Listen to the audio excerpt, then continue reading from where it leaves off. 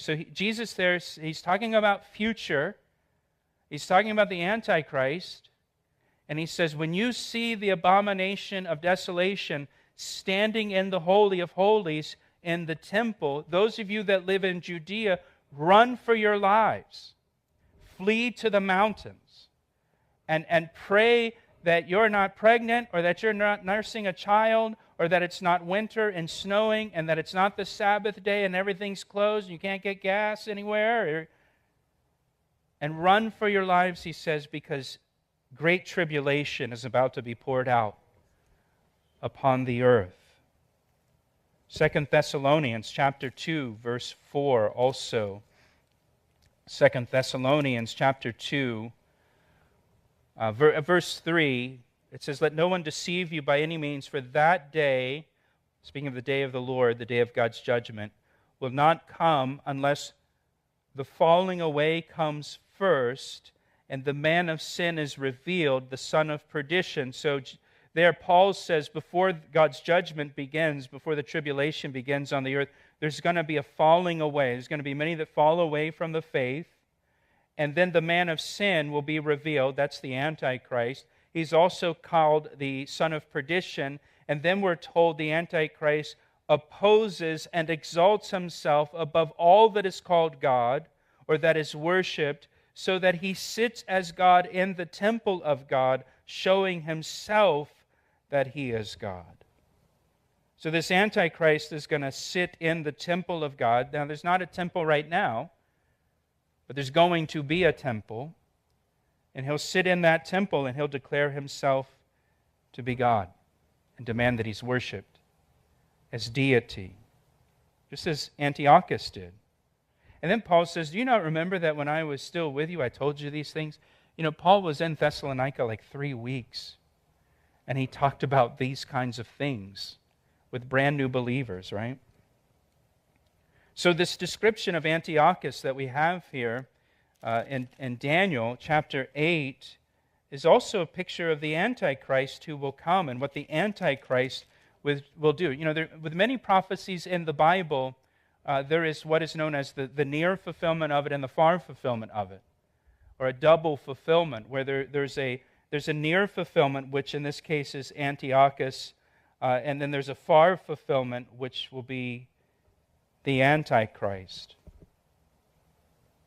And so verse 14, he asks, you know, how long will this be concerning the daily sacrifices and the transgression of desolation? How long will the temple be trampled underfoot under Antiochus? And he says in verse 14, for 2,300 days, then the sanctuary shall be cleansed.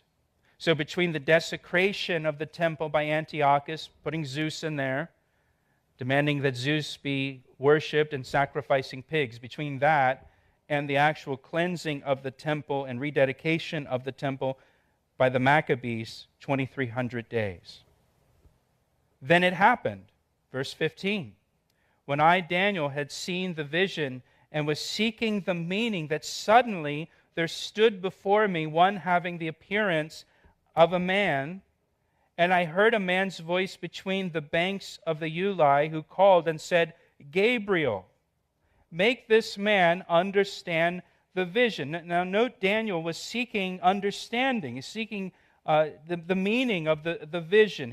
So apparently he's praying. He's asking God to show him the meaning of this vision, which is always a good thing to do when you don't understand the Scriptures. Pray. Ask God to tell you what it means, show you what it means. And as he's praying and asking the Lord for understanding, in verse 16, Gabriel appears. For the first time now, we're introduced to Gabriel, the angel. He's mentioned here for the first time in the Bible. He's one of only 2 angels that is named by name. The other one is Michael, the archangel. And there's a definite article. He's the archangel. He's the only one. He's not one of the. He is the archangel. And here you have Gabriel. Gabriel's mentioned in Daniel here and again in chapter 9. And then we don't see Gabriel again in the Bible until we get to the Gospel of Luke. And in the Gospel of Luke, it's Gabriel who appears to Zechariah in the temple to announce to Zechariah that he will have a son that he will name John, who will be the forerunner to the Messiah, John the Baptist. And then we see Gabriel again in chapter 1. It's Gabriel who announces to Mary that she will give birth to the Messiah, Jesus Christ. And that's it. Those are the only 4 times we see Gabriel in the Bible. But those are, pretty important jobs, announcing the forerunner of the Messiah and announcing the birth of the Messiah. That's a pretty good responsibility there. And here he explains the meaning of the vision to Daniel. Look at verse 17. So he came near where I stood, and when he came, look what it says, I was afraid, and I fell on my face. But he said to me, understand, Son of Man, that the vision refers to, notice, the time of the end. I appreciate Daniel's honesty here. He says, I was afraid. I fell on my face. Daniel, tell us, what was it like when you first saw Gabriel, the angel? That must have been amazing for you. Actually, I was afraid and I fell on my face.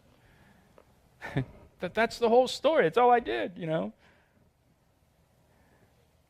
And notice Gabriel says the vision refers to the time of the end. Its ultimate fulfillment will be in the Antichrist. Verse 18, now as he was speaking with me, I was in a deep sleep with my face to the ground, but he touched me and he stood me upright. Verse 19, and he said, look, I am making known to you what shall happen in the latter time of the indignation, for at the appointed time the end shall be. So this is talking about the latter time of indignation. That's another name for the tribulation period.